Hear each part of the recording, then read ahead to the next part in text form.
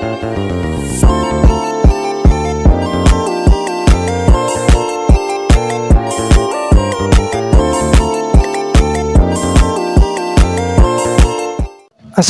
warahmatullahi wabarakatuh.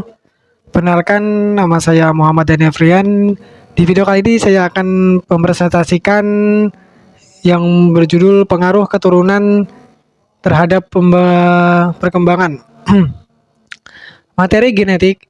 Perkembangan pertama yang terjadi yang setelah pembuahan bersifat protektif ketika sel sperma menembus lapisan sel telur, terjadi reaksi biokimia yang menolak sperma lain sehingga mencegah mereka mengulangi proses pembuahan dalam beberapa jam. Sel sperma mulai hancur melepaskan materi genetiknya. Ovum juga melepaskan materi genetiknya dan inti sel baru. Melepaskan materi genetiknya, inti sel tersebut disediakan oleh sperma ayah dan sel telur ibu.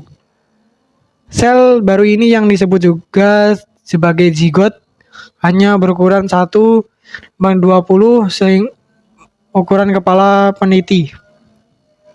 Sehingga sel kecil ini mengandung bahan biokimia untuk perkembangan zigot dari sel tunggal menjadi manusia yang dapat dikenali materi hedeliter atau terdapat pada zigot manusia.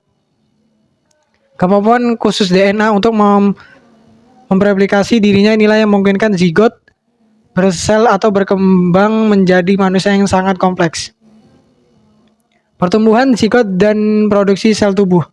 Saat zigot bergerak melalui tuba falopi menuju rumah prenatalnya di dalam rahim, zigot mulai memproyeksikan dirinya sendiri melalui proses mitosis.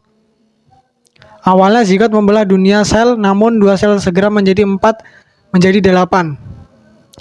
4 menjadi 8 menjadi 16 dan seterusnya. Tepat sebelum setiap pembelahan, sel menduplikasi 46 kromosomnya dan kumpulan duplikat yang bergerak ke arah yang berlawanan. Sel kuman atau jenis kelamin. Sel germinal atau jenis kelamin. Selain sel tubuh, manusia mempunyai sel germinal yang mempunyai fungsi khusus yang bersifat turun-menurun, yaitu menghasilkan gamet sperma pada pria dan sel telur pada wanita. Produksi gamet melalui meiosis sel germinal jantan di testis dan sel germinal betina di ovarium. Menghasilkan sperma dan sel telur melalui proses yang disebut meiosis. Yang melalui pada gambar 3.2, sel germinal pertama-tama kemudian 46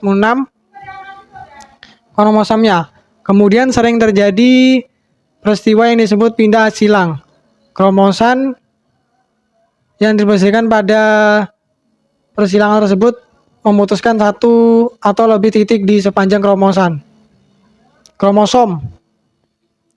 Sehingga terjadi pertukaran segmen materi genetik.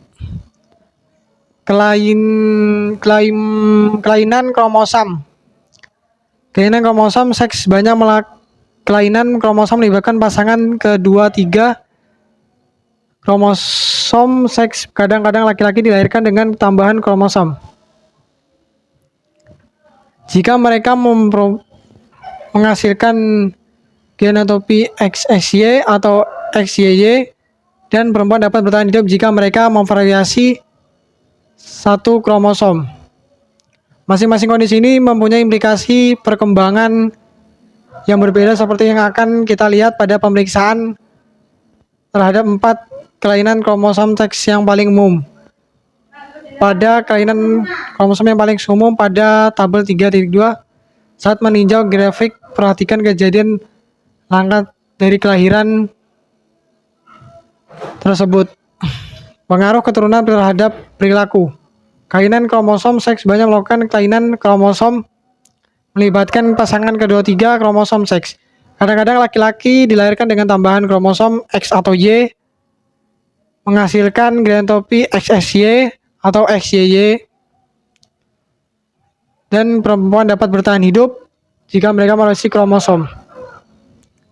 4. Kelainan kromosom yang seks paling umum pada tabel 3.2. Saat ini meninjau grafik, perhatikan gejala langka dari kelainan khusus ini. Perlu diketahui juga bahwa kelainan ini mempengaruhi penampilan, kesuburan, kapasitas intelektual seseorang.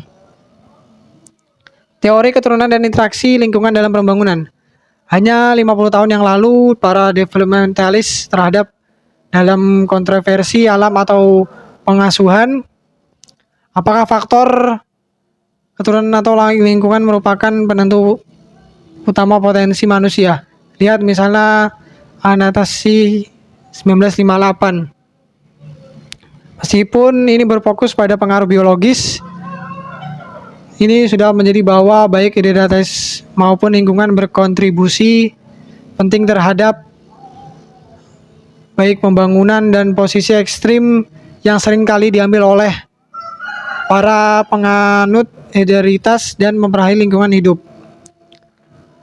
Sebaiknya penting mereka menjaga untuk menentukan bagaimana kedua pengaruh penting ini dapat digabungkan atau berinteraksi untuk mendorong perubahan pembangunan. Terima kasih. Presentasi kali ini saya tutup. Wassalamualaikum warahmatullahi wabarakatuh.